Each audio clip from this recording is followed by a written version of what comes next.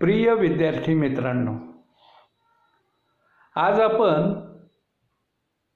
पाठ्यपुस्तकातील 16व्या क्रमांकावर असलेली महाराष्ट्रातील प्रसिद्ध गीतकार, कवी, साहित्यिक, पटकथा लेखक, संवाद लेखक, लघुकथा लेखक, नाटक, दूरदर्शन मालिका यासाठी ज्यांनी विपुल साहित्य निर्माण करून आपल्या महाराष्ट्राचा गौरव वाढवला असे मराठीतील अतिशय नावाजलेलं व्यक्तिमत्व म्हणजे जगदीश खेबुडकर.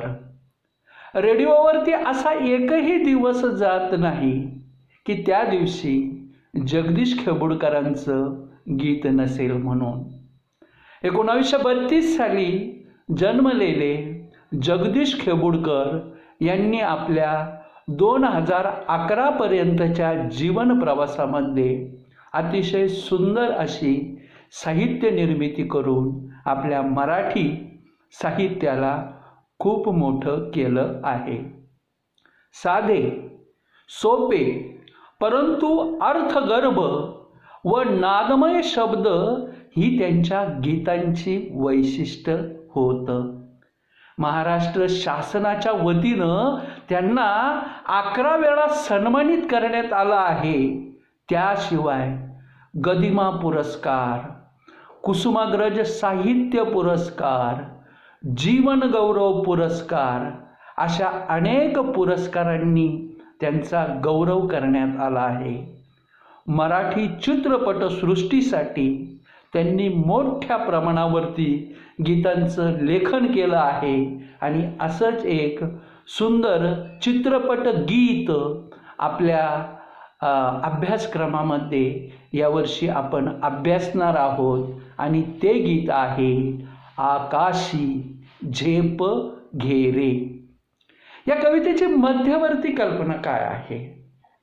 या कवितेमध्ये कवीने सुरक्षिततेचे, परावलंबित्वाचे कवच काढून टाकून स्वकष्टानं जगण्याचं महत्त्व अधोरेखित केलं आहे. आपल्या क्षमतांवर, सामर्थ्यावर विश्वास ठेवावा. कवी पाखराच्या प्रतीकातून माणसाला स्वसामर्थ्याची ओळख करून देतात. प्रस्तुत कवितेतून कवी परावलंबित्वाचे कवच फोडून स्वसामर्थ्यावर ध्येयाची उंच शिखरे पादाक्रांत करा, उत्तम यश मिळवून त्याचा निखळ आनंद घ्या असा संदेश या कवितेतून कवी जगदीश खेबुडकर यांनी केला आहे.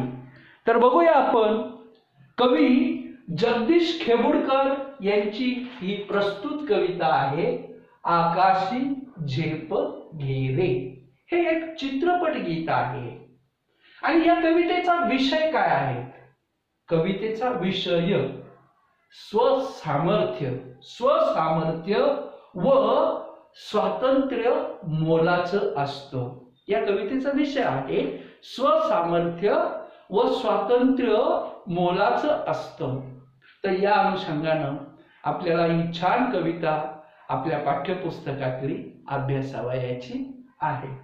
कवितेच्या ओळी इथे दिलेल्या आहेत. एकूण आपल्याला कवितेच्या बघा एकूण 18 ओळी दिलेल्या आहे. आता कवितेचं लेखन वैशिष्ट्य काय आहे बघा.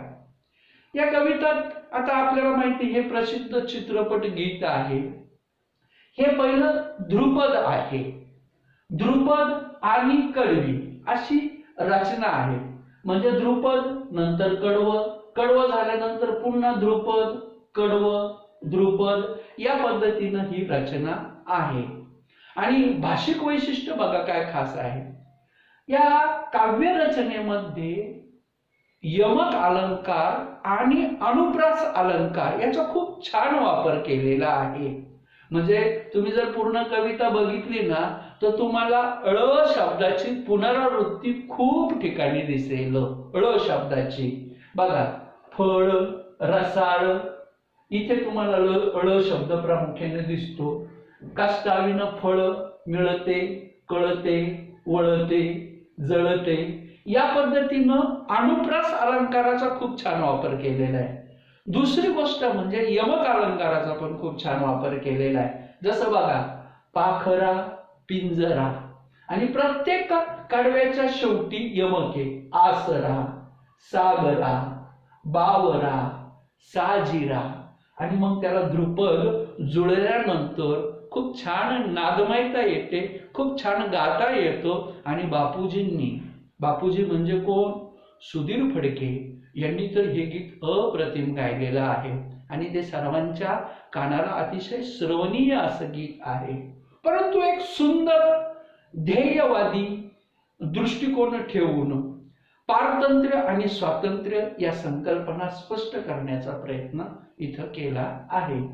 आता सर्वात महत्वाची गोष्ट, या कवितेमध्ये काही प्रतीकं वापरलेली आहे. म्हणजे काय प्रतीकं वापरलेली आहे? पाखरा, माणसाचं जे मन आहे ना, जिवंत मन, त्या मनाला पक्षाचं प्रतीक वापरलंय, पाखराचं प्रतीक वापरलंय. पाखरू म्हणजे पक्षी, त्याचं प्रतीक प्रामुख्याने वापरलेलं आहे. दुसरं बघा, इथं पंख हे स्वातंत्र्याचं प्रतीक आहे. पंख हे कशाचं प्रतीक आहे? मुक्त असं स्वातंत्र्याचं प्रतीक प्रामुख्याने आहे. आणि त्याचबरोबर दरी, डोंगर, हिरवी रानं, हे जे प्रतीक दिलेली आहेत, हे मानवी जीवनामध्ये हे अडथळ्याची प्रतीक आहे. आपल्याला ज्या समस्या येतात ना, अडचणी येतात ना, त्याची ही प्रतीक वापरलेली. आणि या प्रतीकातून प्रामुख्याने माणसाच्या मनाला, म्हणजे मनुष्य हा लौकिक दृष्टिकोनातून कशात गुंतलेला आहे? तो खरं म्हणजे आपल्याला असं वाटतं भारत स्वतंत्र झाला, पण तसं नाही. आपण खरं म्हणजे अजून पारतंत्र्यातच आहोत. कसं? तर आपण ज्या गोष्टींमध्ये लौकिक अर्थानं आपण सत्तेमध्ये गुंतून पडलेलो आहे, माणसानं मनात गुंतून पडलो, पैशांमध्ये गुंतून पडलो, बरोबर की नाही? सत्ता, संपत्ती, प्रॉपर्टी, सगळं यश याच्यामध्येच आपण गुंतून पडलेलो आहे. त्यामुळे आपण पारतंत्र्यात आहे. कवी काय म्हणतो की तू या पारतंत्र्यातून मुक्त हो. लौकिक अर्थानं ही सगळी काय आहे? माया आहे. तुझं जे शरीर आहे ना, ते त्या सुखाला लालचवलेलं आहे. तू तुझ्या ध्येयानं उंच आकाशामध्ये भरारी मार. या पारतंत्र्यात गुंतून पडू नकोस. तर त्या अर्थानं ही कविता आपल्याला बघायची. या कवितेतल्या ओळी खूप छान आहे, तुम्ही खूप वेळा ऐकल्या, पण बघूया या ओळी कशा आहेत. मी गाण्याचा नाजूकसा प्रयत्न करतो, पण आवडून घ्या तुम्ही. बघूया कविता कशी आहे. आकाशी झेप घे रे पाखरा,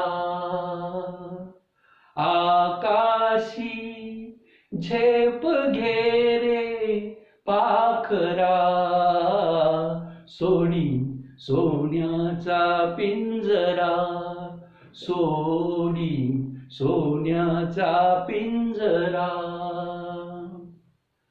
तुझ भवती वैभव माया, फळ रसाळ मिळते खाया.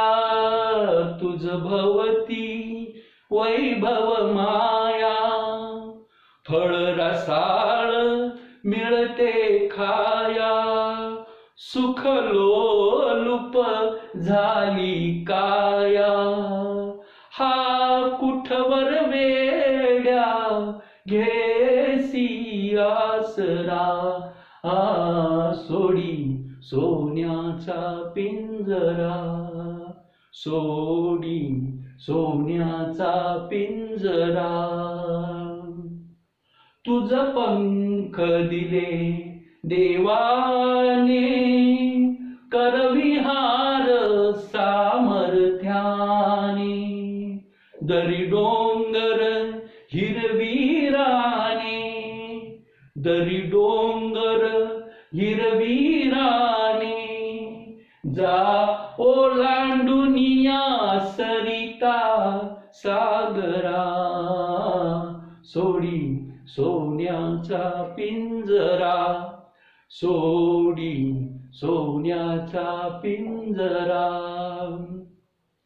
कष्टाविन फळ ना मिळते, तुझ कळते परिणा वळते, हृदयात व्यथाही जळते, का जीव बिचारा होई बावरा, सोडी सोन्याचा पिंजरा, सोडी सोन्याचा पिंजरा.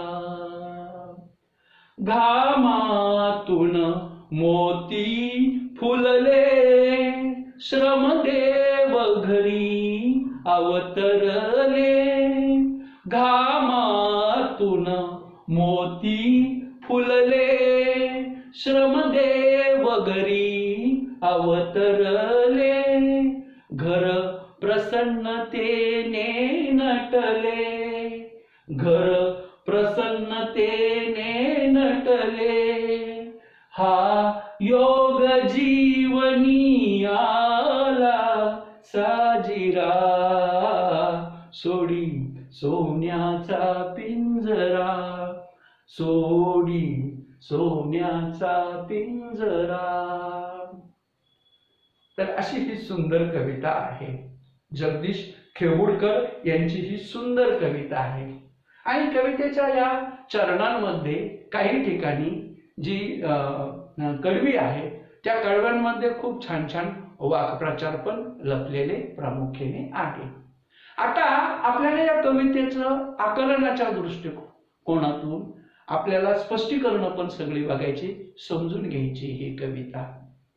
मग आता सगळ्यात पहिली गोष्ट, आकाशी झेप घेणे हा पहिला वाक्प्रचार दिलेला आहे. आकाशी झेप घेणे म्हणजे मन ध्येयाकडे उंच झेपावणं, मन ध्येयाकडे उंच झेपावणं हा त्याचा अर्थ सांगितला. आता सर्वात पहिली गोष्ट, या कवितेमध्ये कवीनं कुणाला प्रामुख्याने उपदेश केलेला आहे, तर मनुष्य जो लौकिक अर्थानं म्हणजे तो दैनंदिन जीवनामध्ये जेव्हा जगत असतो तेव्हा तो लौकिक अर्थानं त्याचं जे दैनंदिन व्यवहारामध्ये गुंतलेलं जे मन आहे त्या मनाला कवीने उपदेश केला आहे. पाखरा हे माणसाच्या मनासाठी वापरलेलं प्रतीक आहे. आणि मग माणसाच्या मनाला प्रामुख्याने उपदेश करताना कवी काय म्हणतात की हा सोन्याचा पिंजरा, सोन्याचा पिंजरा. आता हा जो सोन्याचा की कवी काय म्हणतात की हे पाखरा म्हणजे हे माणसाच्या चंचल मना, माणसाचं मन चंचल. नाहीतरी मला सांगा, सर्व काही ज्या गोष्टी आपल्या दैनंदिन व्यवहारामध्ये होत असतात त्या सगळ्या कशावरती होत असतात, त्या मनामुळेच तर होत असतात. पण माणसाचं मन आहे का थोडं तरी स्थिर आहे का? ते किती चंचल आहे, इतक्यात इथे, इतक्यात तिथे, इतक्यात कुठे, इतक्यात कुठे. म्हणून ते माणसाच्या चंचल मनाला उपदेश करताना म्हणतात की हे मन पाखरा, हे माणसाच्या चंचल मना. काय सांगितलंय? तू आकाशामध्ये झेप घे, आकाशात भरारी मार. माणसाच्या चंचल मना तू ध्येयपूर्तीसाठी, तुझ्या जीवनात ध्येय ठरवलेलं आहेत ना, प्रत्येक जण आपल्या जीवनात काही ना काही ध्येय ठरवत असतो. त्या ध्येयपूर्तीसाठी तू काय कर, झेप घे, आकाशामध्ये झेप घे. आणि सोन्याचा पिंजरा म्हणजे काय? सोन्याचा पिंजरा म्हणजे काय? तर आपल्या जीवनामध्ये, माणसाच्या जीवनामध्ये त्याला मिळणारं यश, त्याला मिळणारा मान सन्मान, त्याच्याजवळ असणारी संपत्ती, त्याच्याजवळ असणारं वैभव, हे काय? सोन्याचा पिंजरा. सोन्याचा पिंजरा हे की सत्ता, संपत्ती यानं वेढलेल्या सोन्याच्या या पिंजऱ्यातून तू बाहेर ये. माणसाच्या मनाला सांगितलंय त्यातून तू बाहेर ये. या सोन्याच्या पिंजऱ्यामध्ये म्हणजे पारतंत्र्यामध्ये तू राहू नकोस, कारण हा सोन्याचा पिंजरा तुझ्या ध्येयपूर्तीमध्ये असणारा अडथळा आहे. तुझ्या इच्छा ज्या तुला पूर्ण करायच्या आहे त्याच्या सफलतेमधला हा सोन्याचा पिंजरा अडथळा आहे आणि तो तुझ्यासाठी खूप घातक आहे. दोनच ओळी, किती मोठा भावार्थ. कवीनं माणसाच्या मनाला उपदेश केलेला आहे, सांगितलंय तू या सोन्याच्या पिंजऱ्यात सत्ता, संपत्ती, वैभव या सोन्याच्या पिंजऱ्यामध्ये तू प्रामुख्याने गुंतून पडू नकोस. तू आकाशी झेप घे, ध्येयपूर्तीसाठी झेप घे. आणि म्हणून तुला काय करावं लागेल, या पिंजऱ्याचा, सोन्याच्या पिंजऱ्याचा तुला त्याग करावा लागेल. आणि तो त्याग केल्यानंतर तुला खऱ्या अर्थानं स्वातंत्र्य, खऱ्या अर्थानं यश मिळेल. म्हणून तू पारतंत्र्याचा त्याग करून स्वातंत्र्याचा आनंद घे. 2 ओळींचा भावार्थ. आणि मग पुढे काय म्हटलंय कवीनं, तुझ भवती वैभव माया, फळ रसाळ मिळते खाया, सुख लोलूप झाली काया, हा कुठवर वेड्या घेशी आसरा. वेदना पाहित दिलेला आहे. सुख लोलूप झाली काया. काया म्हणजे शरीर, काया म्हणजे शरीर. सुख लोलूप झाली काया म्हणजे सुख उपभोगण्याची तुला सवय लागलेली आहे. सुख लोलूप झाली काया म्हणजे तुला सुख उपभोगण्याची सवय लागलेली आहे. आता तू हे सगळं म्हणजे हा उपदेश कुणाला केलेला आहे, माणसाच्या चंचल मनाला. मग चंचल मनाला किती सुंदर उपदेश करतायत कवी जगदीश कबूडकर. ते काय म्हणतात की आता तू मोह माया तुझ भवती वैभव माया. वैभव म्हणजे समृद्धी, वैभव म्हणजे समृद्धी. आणि त्याचबरोबर वैभव आणि माया म्हणजे काय, माया पैसा, संपत्ती. की तुझ्याजवळ आता समृद्धी आहे, तुझ्याजवळ आता पैसा आहे. आणि त्यामुळं प्रामुख्याने तुला त्या वैभवामुळे, पैशामुळे तुला फळ रसाळ खायला मिळतात. फळ रसाळ खायला मिळतात म्हणजेच काय की तुला हे सुखाचं, वैभवाचं, संपत्तीचं जे आकर्षण आहे त्याच्यामुळं तू सुख लोलूप झाला आहे. तुला त्याचं फळ रसाळ खायला मिळतंय. परंतु तुझं शरीर, तुझी काया ही काय झालेली आहे, सुखाला लालचावलेली आहे. आणि जिथे लालच येते तिथं पारतंत्र्य येतं, तिथं धोका येतो. की तुझं शरीर आहे या सुखाला लालसावलेलं प्रामुख्याने आहे. परंतु तू ज्या सुखामध्ये लोळत आहे, एक गोष्ट लक्षात घे, ते सुख तुला किती दिवस मिळेल. थोडासा आपण बारीक अर्थ जर घ्यायचा प्रयत्न केला तर आपल्याजवळ जे काही वैभव आहे, संपत्ती आहे, ती आपल्याला कुठपर्यंत सोबत देते. आपले पूर्वज म्हणतात ना की मनुष्य जन्माला येतो तो बरोबर येताना काही घेऊन येत नाही, आणि जातो तर जाताना सुद्धा काही शेवटी घेऊन जात नाही. शेवटी राखच होते माणसाची. तो शेवटी या पंचतत्वामध्येच, पंचमहाभूतांमध्ये विलीन होतो. त्यामुळे मग हे जे गोष्ट आहे, तुमच्याजवळ असणारं वैभव, तुमच्याजवळ असणारं यश, तुमच्याजवळ असणारा पैसा, हा तुला किती दिवस सुख देणार. जेवढं आयुष्य तेवढंच सुख देणार ना, ही गोष्ट लक्षात घ्या. म्हणून कवी काय म्हणतो, तुझं जे शरीर आहेत ना, सुखाला लालचावलेलं आहेत ना, पण ते सुख तुला किती दिवस सोबत करणार. ते तुझ्यासाठी काय आहे तर पारतंत्र्य आहे. कारण मनुष्य या वैभवामध्ये, संपत्तीमध्ये गुरफटल्यानंतर त्याला बाहेरच पडता येत नाही. जरा उदाहरण पहा तुम्ही, ज्यांच्याजवळ खूप पैसा आहे, जे लोक खूप श्रीमंत आहे, पण असं म्हणतात का तुम्ही काश्मीरला गेले होते का, नाही हो माझा बिझनेस आहे, मला वेळच भेटत नाही. का तुम्ही मागे ती नाशिकची द्राक्ष वगैरे खाल्ली का, कुठं नाशिकला जायचं वगैरे, द्राक्ष वगैरे, इथं कामातून मला वेळच मिळत नाही. मग कसं नाशिकला जाणार. का हो तुम्ही नाशिकचा कुंभमेळा बघितला नाही? हो, बिझनेसचा पसारा वगैरे. मग मला सांगा, मनुष्य कशा गुरफटला? या वैभवामध्ये, या संपत्तीमध्ये गुरफटलेला आहे. त्यामुळे त्याला त्याच्या जीवनामध्ये असणारा आनंद मिळत नाही. म्हणून तर कवी काय म्हणतात की तुला हे सुख किती दिवस मिळणार आहे? तुझं शरीर जे आहे ते सुखाला काय झालेलं आहे? लालचवलेलं आहे. आणि म्हणून तू त्या सुखाचा त्याग कर. आणि काय म्हटलेलं आहे की हे वेड्या मना जागृत हो आणि लौकिक अर्थानं तुला मिळणारी ही जी तात्पुरती सुख आहे, संपत्ती, पैसा, वैभव, यश, त्यांचा तू त्याग कर. खरंच स्वातंत्र्य तू उपभोग. आता इथे एक छानपैकी एक उदाहरण पण दिलं. 8वीला बघा एक छान कविता होती. त्या कवितेमध्ये कवीनं असं म्हटलं, हे डाळिंबाचे दाणे वेड्या घात तुझा करती, कवटी तू कवठावरली फोडिलीस एका काळी, की चोच आज बोथटली करीतोस धन्याची हाजी हाजी तू पोटासाठी, हे डाळिंबाचे दाणे वेड्या घात तुझा करती. तर पिंजऱ्यातला पोपट, त्या पोपटाच्या अनुषंगानं स्वातंत्र्य आणि पारतंत्र्य या संकल्पना स्पष्ट करताना ती गोष्ट सांगितली होती.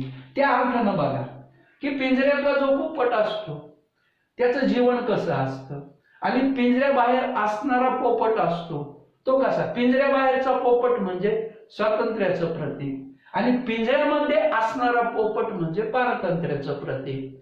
त्यांच्यातला फरक कसा, तुलना कशी करता येईल की पिंजऱ्यातला पोपट पारतंत्र्यात राहतो, पिंजऱ्याबाहेरचा पोपट स्वातंत्र्य उपभोगतो.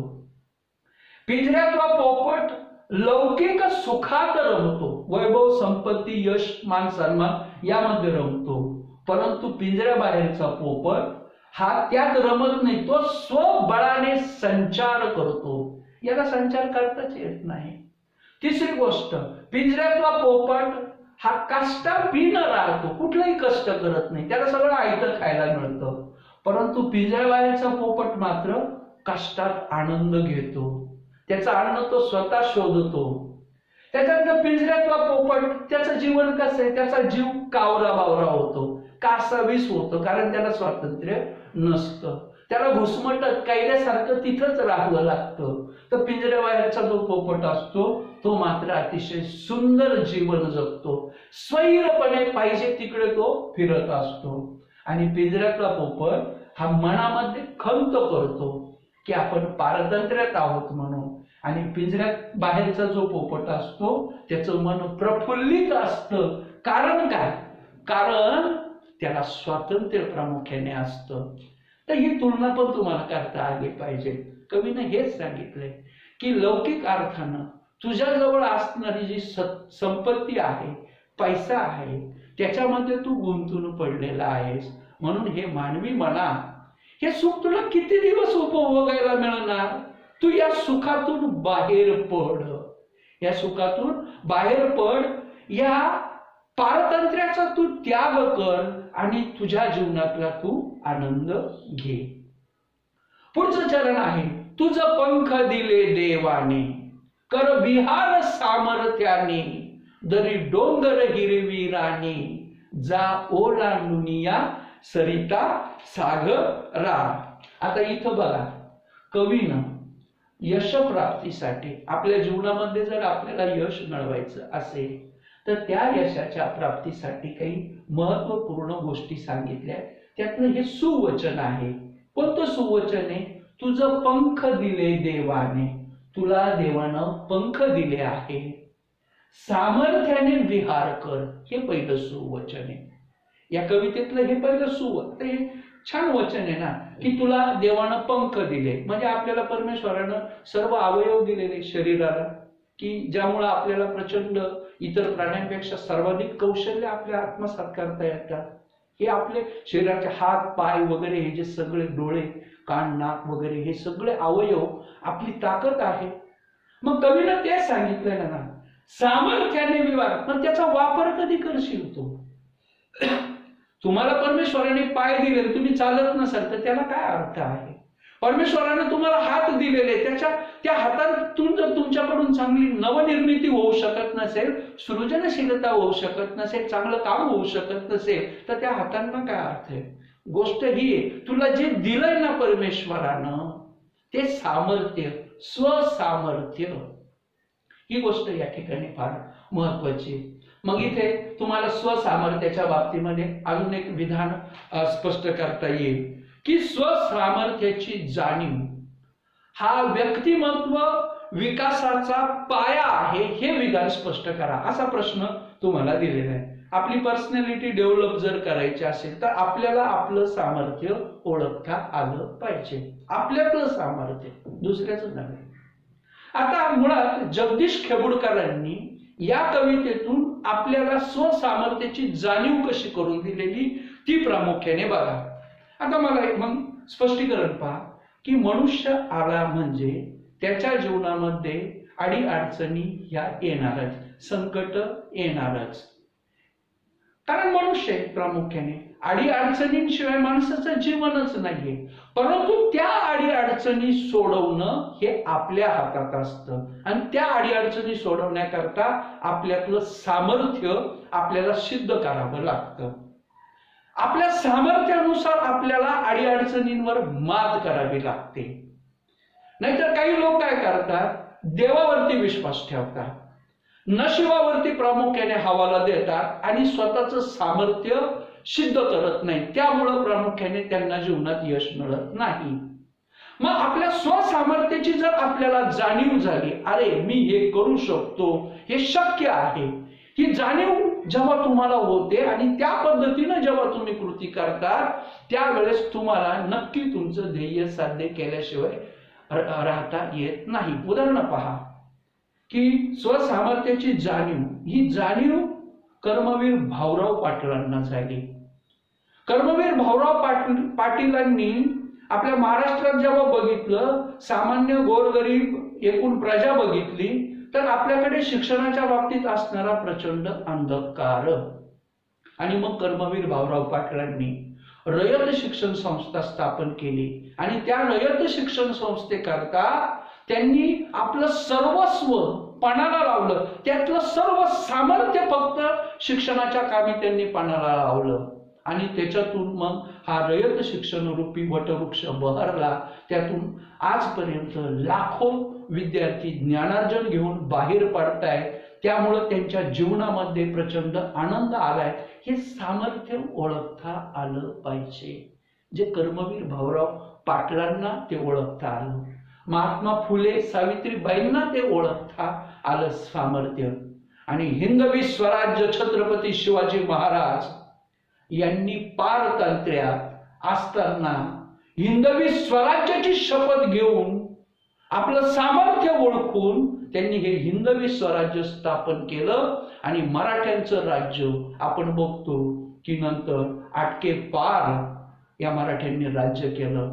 हे सामर्थ्य महाराजांनी ओळखलं, महाराजांनंतर संभाजीराजांनी ओळखलं आपलं सामर्थ्य आणि मग पुढच्या मराठा सरदारांनी ते सामर्थ्य ओळखून पूर्ण देश आणि देशाच्या बाहेर राज्य केलं. हे सामर्थ्य ओळखता आलं पाहिजे. विद्यार्थी मित्रांनो, प्रत्येक गोष्ट लक्षात घ्या. बाबासाहेब आंबेडकरांनी सुद्धा सांगितलेलं आहे की प्रत्येक व्यक्तीमध्ये काही ना काही खास असं कौशल्य असतं, ते त्याला ओळखता आलं पाहिजे, ती आत्मिक शक्ती ओळखता आली पाहिजे आणि त्या शक्तीनुसार जर तुम्ही ध्येयाच्या दिशेनं आगेकूच केली तर तुम्हाला नक्की यश मिळाल्याशिवाय राहत नाही. तुम्ही पण तुमच्यातलं सामर्थ्य ओळखा. माझं सामर्थ्य, मला काय ध्येय साध्य करायचंय, माझ्या जीवनातलं ध्येय काय. ठीक आहे, प्रत्येक जण अन्न वस्त्र निवारा या गोष्टी तर जा, माझं ध्येय काय, मला चांगलं खेळाडू व्हायचंय, देशासाठी खेळायचंय. माझं ध्येय काय, मला सायंटिस्ट व्हायचंय देशासाठी, मला चांगलं उत्तम सैनिक व्हायचंय, पायलट व्हायचंय, मला इन्स्पेक्टर व्हायचंय, मला चांगलं शिक्षक व्हायचंय, समाजसेवक व्हायचं. ध्येय काय, मला चांगलं कलावंत व्हायचंय, मला चांगलं नृत्य करायचंय, मला चांगलं गायन करायचंय. ध्येय बघा, तुमच्यातलं सामर्थ्य ओळखा आणि त्या सामर्थ्यानं तुम्ही संचार करा, विहार करा, ते विहार करा. कवी जगदीश खेडकरांनी हीच गोष्ट इथं सांगितलेली आहे. ते असं म्हणतात की हे पाखरा, परमेश्वरानं तुला पंख दिले आहे, परमेश्वरानं तुला पंख दिले आहेत आणि या पंखांच्या बळाने तू मुक्तपणे संचार कर, गुरफटून राहू नको, तुझ्या ध्येयासाठी तू मुक्तपणे संचार कर. आणि मग हा संचार करताना तुझ्या जीवनामध्ये तुला अनेक अडीअडचणी येणार आहे.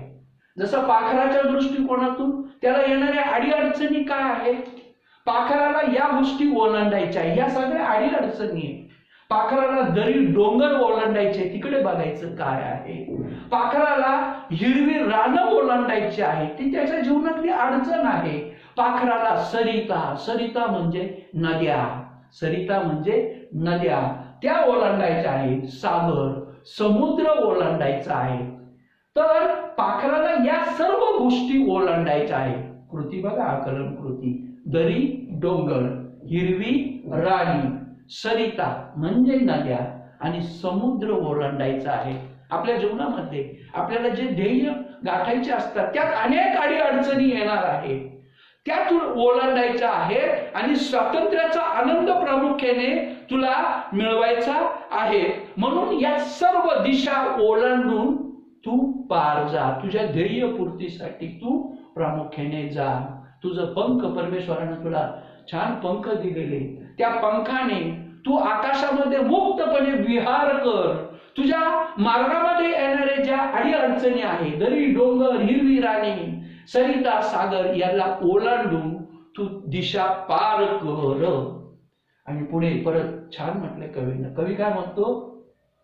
ओळ बघा, ही पण सुवचनच आहे. जसं इथं दिले की तुला देवानं पंख दिले आहे, सामर्थ्यानं विहार कर, हे एक सुवचन आणि हे एक सुवचन. काय सुवचन आहे? कष्टाविन फळ ना मिळते. जीवनातलं हे सत्य आपल्याला ओळखता आलं पाहिजे. येरे हरी आणि खाटल्यावरी नाही, आपल्याला आयतं काही मिळणार नाही. जीवनामध्ये आपल्याला जे काही मिळवायचं आहे त्याच्याकरता कष्टच करावे लागतात. कष्टाशिवाय कुणाला काय मिळालं? कष्टाशिवाय कुणाला काय मिळालं? अगदी गमतीनं सांगायचं गेलं, चोर सुद्धा चोरी करतो, पण त्याला चोरी करण्याचंही कष्ट करावं लागतं. पण अर्थात हा अनैतिक मार्ग आहे, शेवटी त्याला त्याचं प्रायचित्त भोगावं लागतं. जीवनामध्ये गोष्ट महत्वाची कवीनं काय सांगितली की ही प्रत्येकाला माहिती आहे की कष्टाशिवाय फळ मिळत नाही. मला 10वीला उत्कृष्ट गुण मिळवायचे तर मला नियोजनबद्ध अभ्यास करावा लागेल, लेखन करावं लागेल, सराव करावा लागेल, योग्य वेळ द्यावा लागेल, हे कळतं आपल्याला.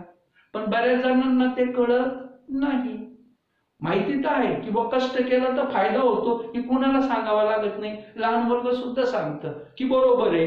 परंतु आयतं सुख तर कुणालाही मिळत नाही. त्यासाठी काय करावं लागते? अपार मेहनत करावी लागते. यश मिळवायचं असेल तर अपार मेहनत करावी लागते. ही गोष्ट तुला कळते, तुझं कळते, परिणाम मिळते, तुला कष्टाशिवाय फळ मिळत नाही ही गोष्ट कळते, आयतं कुणी देत नाही ही गोष्ट कळते.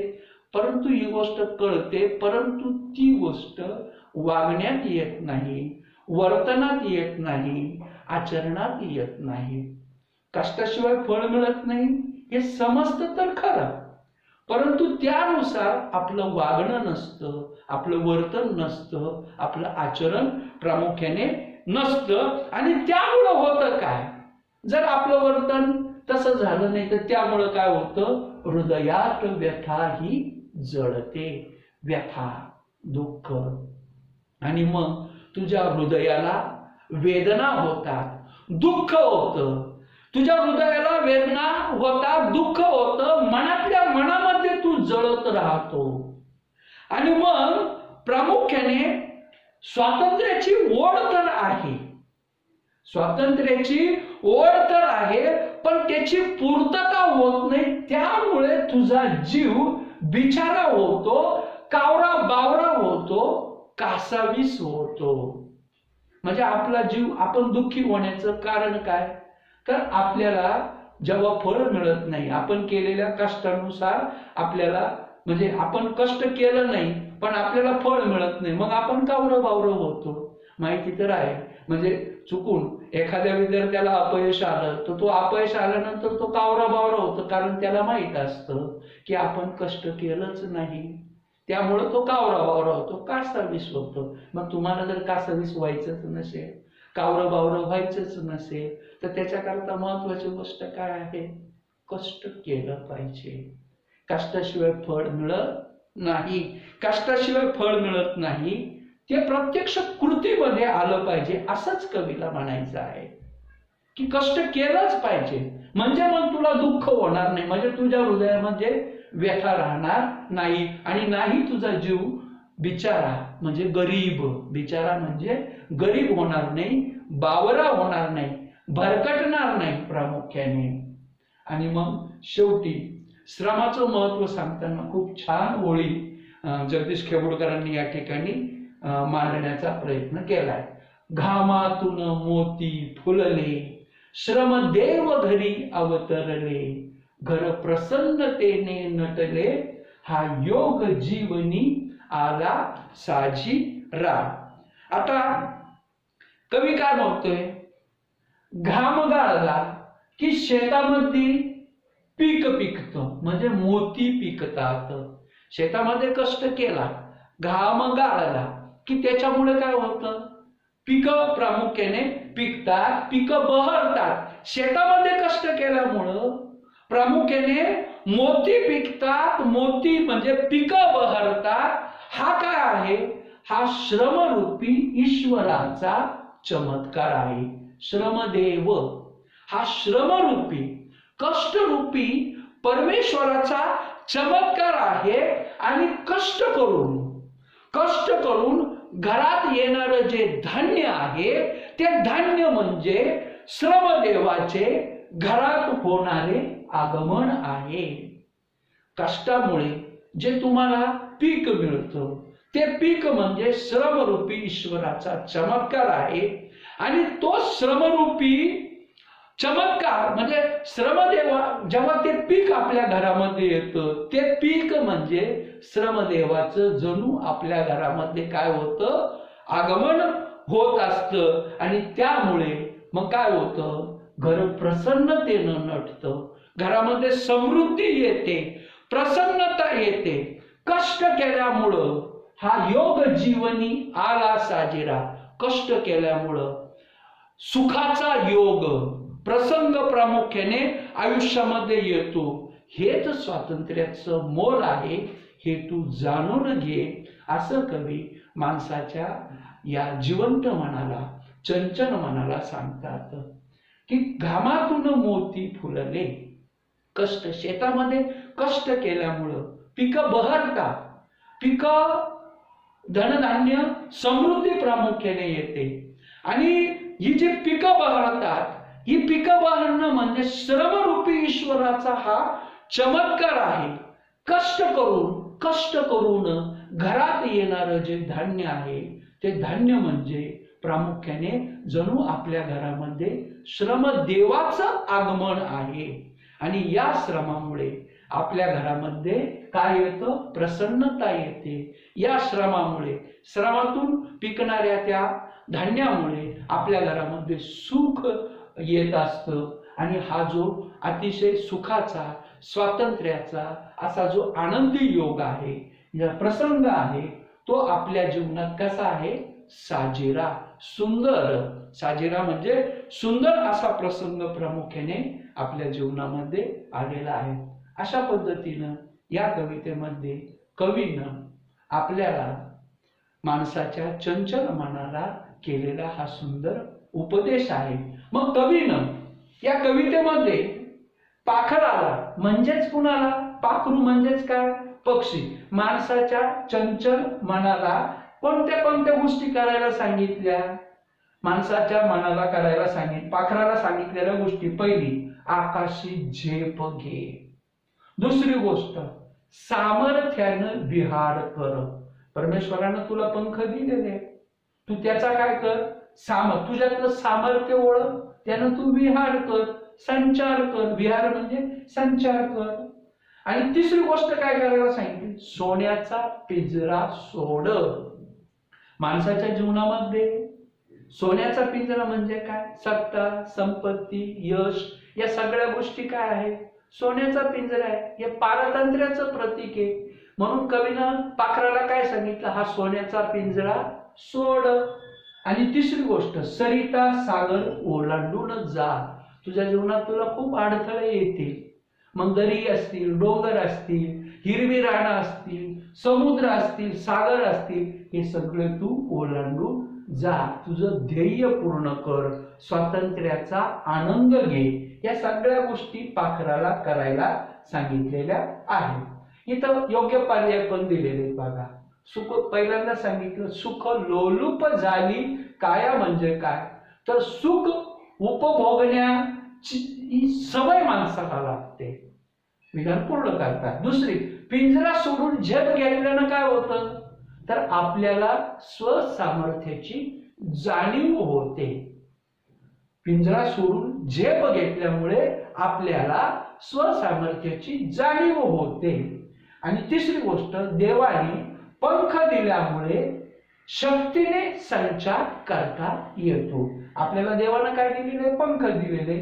त्यामुळे काय होतं, आपल्यातल्या शक्तीने, आत्मबळाने आपल्याला संचार करता येतो.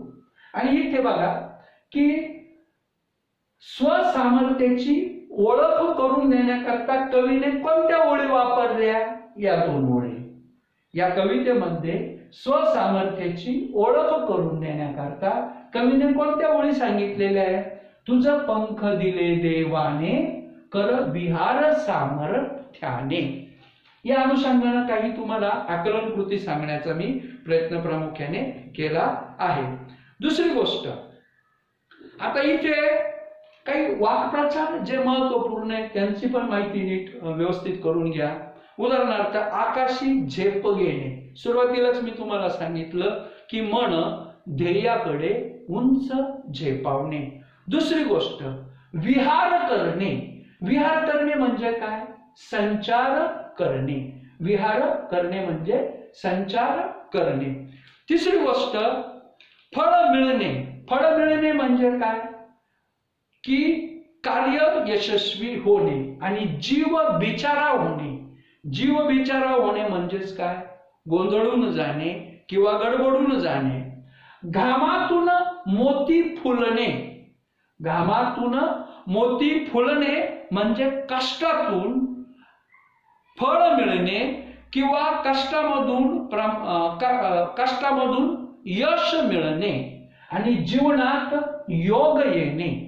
जीवनात योग येणे म्हणजे आयुष्यामध्ये सुखकारी घटना घडणे. अशा पद्धतीने यात काही वाक्प्रचार पण प्रामुख्याने दिले आहेत. तर एकूण ही अतिशय सुंदर अशी कविता आहे कवी जगदीश खेमोडकर यांची. हे प्रसिद्ध चित्रपट गीत आहे आणि या चित्रपट गीतामधून कवीनं माणसाच्या मनाला, जिवंत मनाला, जे जिवंत मन लौकिक अर्थानं प्रामुख्याने अनेक विनाशी अशा गोष्टींमध्ये गुंतलेलं आहे. सत्तेमध्ये, संपत्तीमध्ये, मोहमायामध्ये लपलेले माणूस हा दिवसेंदिवस सुख लोलूप होत चाललेला आहे, सुखावलेला, लालचावलेला आहे. पण त्याला कळतच नाही की मी माझ्या जीवनात मनुष्य म्हणून जन्माला आलो, माझी नेमकी ध्येय काय आहे, मी कशाला या पारतंत्र्यात गुंतून पडू. मनुष्य म्हणून मला माझ्या जीवनात माझी ध्येय पूर्ण करायची आहे. माझ्या जीवनात मनुष्य म्हणून मला जो आनंद घ्यायचा आहे, तो आनंद घेण्यासाठी तुम्ही लौकिक अर्थानं ज्या पारतंत्र्यात, सोन्याच्या पिंजऱ्यामध्ये गुरफटलेला आहात, त्याच्यातून तुम्ही बाहेर पडा आणि आपल्या जीवनातला आनंद घ्या. मग आता आनंद घ्यायचा म्हणजे आनंद देता पण आला पाहिजे. आणि हा आनंद घेताना कवीनं फार तारतम्य बाळगलेलं आहे की काय, तुला जीवनात ध्येयपूर्ती करायची, तुला जीवनात यश मिळवायचे, अडीअडचणी नक्की येणार आहे, परंतु त्याच्याकरता तुला जे ध्येय पूर्ण करायचं आहे त्याच्याकरता काय, तू कष्टाची कास धर, कष्टाने सगळ्या गोष्टी मिळव. कारण जी गोष्ट आपल्याला कष्टाने मिळते त्याचं मोल आपल्याला फार असतं, बरोबर की नाही. शेतकरी जेव्हा शेतीमध्ये कष्ट करतो, त्या पिकाला तो आपल्या मुलासारखं वाढवतो आणि म्हणून तो त्याच्या घरामध्ये जेव्हा ते पीक येतं, ते धान्य येतं, त्याला पोटच्या पोराप्रमाणे जपतो, कारण त्याला त्याचं मोल कळालेलं असतं. बरोबर की नाही? एखादा विद्यार्थी जेव्हा प्रचंड मेहनत, तुमच्यासारखे गोड विद्यार्थी जेव्हा प्रचंड मेहनत करतात, वर्षभर प्रामुख्याने नियोजनबद्ध अभ्यास करतात आणि ज्या वेळेस तुम्हाला 90, 95, 98% गुण मिळत असतात, तर तुम्हाला त्याचं मोल कळतं, तुम्हाला त्याचा आनंदही मिळत असतो. म्हणून कवीनं कष्टाचं मोल सांगितलेलं आहे. हे मोल कळायला पाहिजे. कारण बऱ्याच जणांना काय होतं, कष्टाशिवाय काही मिळत नाही हे कळतं, परंतु ते वळत नाही, ते आचरणात येत नाही. मग एक गोष्ट लक्षात घ्या, आपल्या आचरणात जर ही गोष्ट आली नाही तर मग मात्र तुम्हाला दुःखाशिवाय दुसरा पर्याय नाही, तुम्हाला कावरं होण्याशिवाय पर्याय नाही. तुम्हाला प्रसन्न राहायचं असेल, प्रफुल्लित राहायचं असेल, आनंदी राहायचं असेल तर कष्टानेच प्रत्येक गोष्ट मिळवा, ती सांगितलेली. म्हणून तर घामातून मोती फुलले, की कष्ट केल्यानंतर शेतामध्ये शेतकऱ्याला जी पिकं मिळतात, जी पिकं बहरत असतात, ते त्याच्या घामाचं मोल असतं. आणि मग ती जी पिकं बहरल्यानंतर त्याच्या घरामध्ये येतात, तर ते घरामध्ये येणारं पीक म्हणजे श्रमदेव आहे. श्रमरूपी तो देव प्रामुख्याने जणू त्यांच्या घरात प्रत्यक्ष अवतरत असतो आणि त्यामुळे मग त्या घराला खऱ्या अर्थानं प्रसन्नता येते. कष्ट केल्यानंतर यश मिळतं, आनंद मिळतो. म्हणून कष्ट केलं पाहिजे आणि हे कष्ट आपण करावं. तर या पाठामधला हा कवी जगदीश खेरुडकरांचं हे एक चित्रपट गीत आहे. तुम्हाला नक्कीच खूप छान आवडलं असेल. हा भाग व्यवस्थित नोंदवहीमध्ये नोंदवून घ्या आणि पाठाखाली असणारे सर्व प्रश्न व्यवस्थित सोडवा. अच्छा, सगळ्यांना धन्यवाद.